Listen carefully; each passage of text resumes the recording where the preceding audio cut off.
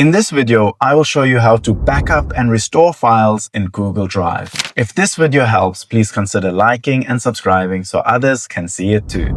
You need to download and install Google Drive for desktop. On the web, simply go to Settings, Get Drive for Desktop, and follow the prompts.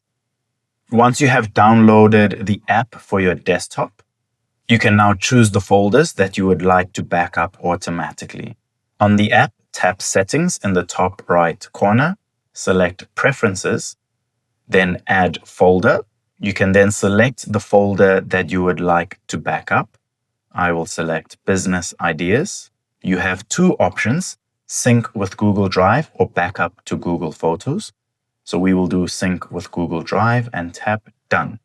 After that, simply tap Save, Allow, and once the syncing has completed, your files are now uploaded and saved on Google Drive. If this video helped, don't forget to like and subscribe.